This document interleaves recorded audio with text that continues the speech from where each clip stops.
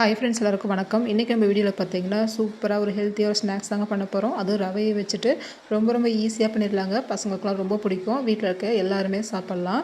வாங்க அந்த ரவா ஸ்நாக்ஸ் எப்படி பண்ணுறதுன்னு பார்ப்போம். இந்த ஸ்நாக்ஸ் பண்ணுறதுக்கு பார்த்திங்கன்னா 1 கப் அளவுக்கு நான் ரவை எடுத்திருக்கேன். வறுத்த ரவை, வறுக்காத ரவை எதாக இருந்தாலும் பரவாயில்லைங்க. இது ஒரு பக்கமாக இருக்கட்டும். அதில் இந்த சைஸில் இருக்க ரவையாக எடுத்துக்கலாம். சின்னதாக இருந்தாலும் சரி, பெருசாக இருந்தாலும் சரி ரவை எடுத்துக்கலாம். அது ஒரு பக்கமாக இருக்கட்டும். இப்போ கடாயில் வந்துட்டு பார்த்திங்கன்னா 2 கப் அளவுக்கு தண்ணி சேர்த்துக்கலாம். ரவை அளந்த கப்லேயே 2 கப் அளவுக்கு தண்ணி சேர்த்துக்கலாங்க.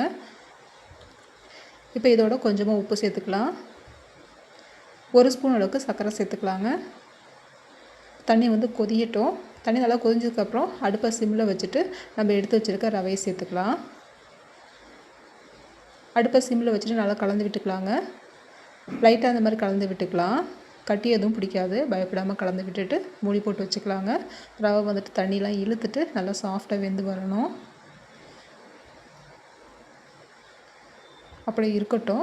ஒரு 2 நிமிஷத்துக்கு ரவை நல்லா வெந்து வரணும்.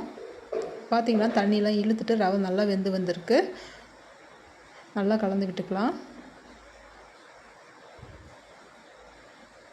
பாருங்கள், நல்லா திரண்டு வரணும். இந்த மாதிரி ரவை வெந்துட்டு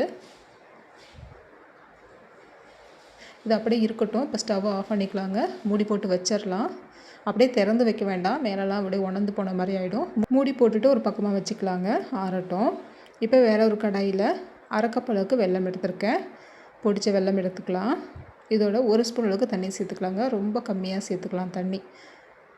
வெல்லம் நல்லா கரைஞ்சி வரணும். இப்போ இதோட 1/2 ஸ்பூன் ஏலக்காய் தூள் சேர்த்துக்கலாம். வெல்லம் முழுசாக நல்லா கரைஞ்சி வரட்டும். இந்தளவுக்கு வெல்லம் நல்லா கரைஞ்சதுக்கப்புறம் 1 கப் அளவுக்கு திருகின தேங்காய் எடுத்துருக்கேன். ரவை எடுத்த கப்லேயே 1 கப் அளவுக்கு தேங்காய் எடுத்துக்கலாம். நம்ம எப்பயும் கொழுக்கட்டைக்கெலாம் எப்படி பூரணம் ரெடி பண்ணுவோமே அதே மாதிரி பார்த்திங்கன்னா இதை வந்துட்டு ரெடி பண்ணிக்கலாம்.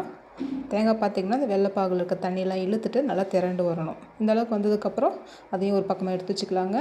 ரவையும் பார்த்திங்கன்னா நல்லா நமக்கு ஆறி வந்திருக்கு. இதையும் லைட்டாக கையில் எண்ணெய் தடவிட்டு நல்லா பிசைஞ்சு விட்டுக்கலாம். நல்லா சாஃப்டாக வந்துடும். நம்ம பிசை பார்த்திங்கன்னா கையில் வந்து ஒட்டாது. நல்லா சாஃப்டாக வந்துடும். இந்தளவுக்கு நல்லா பிசைஞ்சதுக்கப்புறம் கையில் லைட்டாக எண்ணெய் தடவிட்டு இதில் வந்து கொஞ்சமாக எடுத்துக்கலாம். இந்த அளவுக்கு எடுத்துக்கலாம். எடுத்துகிட்டு நல்லா திரும்பவும் லைட்டாக அந்த மாதிரி கையில் உள்ளங்கையில் வச்சுட்டு இந்த மாதிரி தட்டிக்கலாங்க. தேவைப்படுற அளவுக்கு மாவை எடுத்துகிட்டு இந்த மாதிரி நல்லா பிசைஞ்சு விட்டுட்டு பண்ணும்போது நல்லா அந்த மாதிரி ஷேப் வரும். இதெல்லாம் தட்டிட்டு நம்ம ரெடி பண்ணி வச்சுருக்க பூர்ணம் எடுத்துகிட்டு இந்த மாதிரி நடுவில் வச்சுக்கலாம். நம்ம கொழுக்கட்டைக்கு எப்படி வந்துட்டு பூர்ண கொழுக்கட்டை ரெடி பண்ணுவோம் இல்லையா, அதே மாதிரி தான் பூரணம் வெளியே தெரியாத மாதிரி கவர் பண்ணிக்கலாம். கையில் வச்சுட்டு இந்த மாதிரி தட்டிக்கலாம். உள்ளங்கையில் வச்சுட்டு